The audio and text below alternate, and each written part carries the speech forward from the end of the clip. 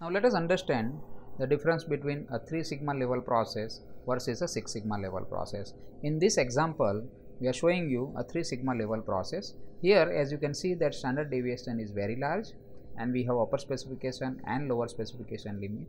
Curve that is shown here is called normal distribution, and from the specification width the distance is 3 standard deviation. So this process is said as 3 sigma level process. If the process is at 3 sigma level, then probability of defects per million opportunity is 66,811 and yield can be 93.33%. Now let us see what is a 6 sigma process. In 6 sigma level process, as you can see here, that standard deviation is less and my distance is around 6 standard deviation. In this case, we can say that this is a 6 sigma level process. Defects per million opportunity probability is 3.44 only and a yield can be 99.999%.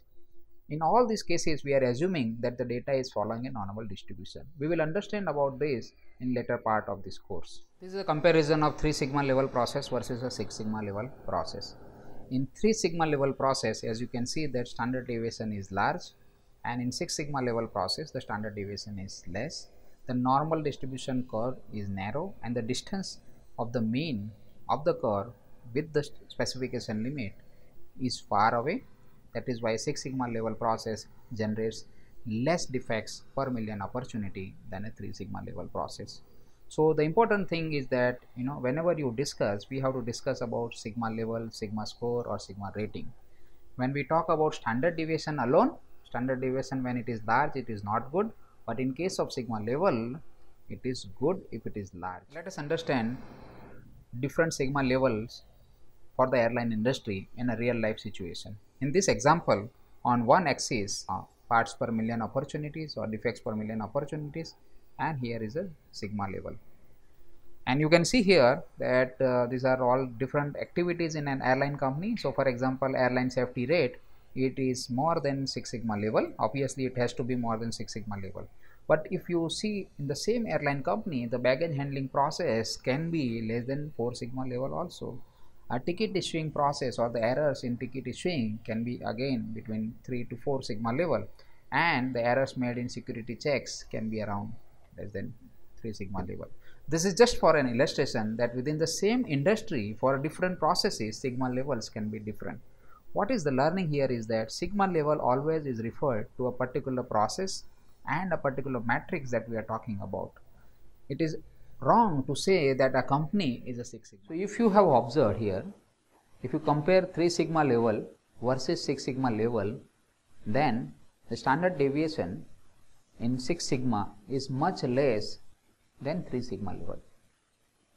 This way we reduce the probability of the rejection or defects in any given process, product or services. That is the philosophy of 6 sigma. I hope now you are understanding clearly what we mean by 6 sigma level. Definition of 6 sigma: it is a company-wide, customer-focused, disciplined, data-driven, project-by-project approach for variation or defect reduction. 6 sigma is company-wide because if any organization wants a full benefit of the 6 sigma, then they must use it company-wide. It is customer-focused because in 6 sigma at every phase we talk about customer. When you define the project charters, we identify what is CTQ or critical to quality for the customers. So we keep the customer in focus, whether it is internal or external customers. In 6 sigma it is also a data based because in 6 sigma we use various statistical analysis at different phases. You might have heard about Dr. Deming's very famous saying. He used to say, "In God we trust, for everything else please bring data." We use the same philosophy in 6 sigma. We don't solve problems in 6 sigma by just gut feeling and intuition. When we use data at different stages of 6 sigma, our problem solving becomes very robust. 6 sigma is also very disciplined, as I told you earlier, because we use a structured methodology called DMAIC. It is a project by project approach.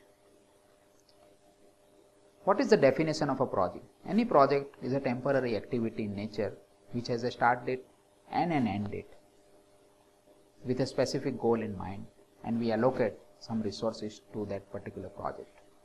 In Six Sigma also we do the same thing.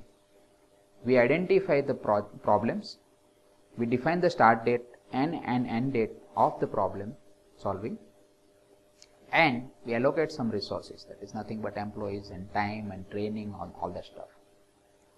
And then we use the entire project management methodology to solve the problem.